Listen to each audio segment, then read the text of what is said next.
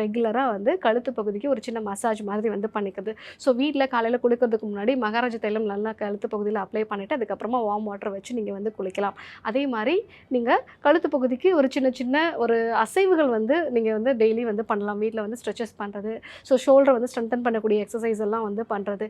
So இதெல்லாம் நீங்கள் வந்து பண்ணலாம். அது கூட யோகா பயிற்சிகளையும் நீங்கள் வந்து ஃபாலோ பண்ணலாம். இதெல்லாம் நீங்கள் ஃபாலோ பண்ணீங்க அப்படின்னா ரொம்ப நேரம் வந்து கம்ப்யூட்டரில் ஒர்க் பண்ணாலும் கழுத்து வலி வராமல் நம்ம தவிர்க்கலாம்.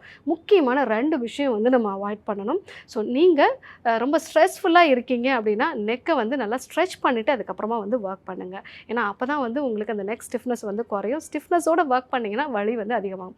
2வது விஷயம் வந்து பெட்டில் படுத்துக்கிட்டு நீங்கள் ஃபோன் பார்க்குறது. ஏன்னா இந்த பொசிஷன் தான் நமக்கு கழுத்து வலி வர்றதுக்கு மிக முக்கியமான காரணம். ஏன்னா நம்ம கையையும் வந்து நம்ம உயர்த்தி வந்து பார்ப்போம். அதே மாதிரி கழுத்து பகுதியும் வந்து ப்ராப்பரான ஒரு பொசிஷன்லேயே வந்து இருக்காது. ஐ ஸ்ட்ரெயினும் வந்து இருக்கும்.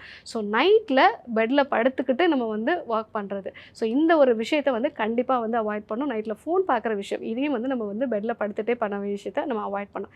இதை நம்ம அவாய்ட் பண்ணிட்டோம் அப்படின்னாலே நம்மளுடைய கழுத்து பகுதி நல்லா வந்து ஆரோக்கியமாக வந்து இருக்கும்.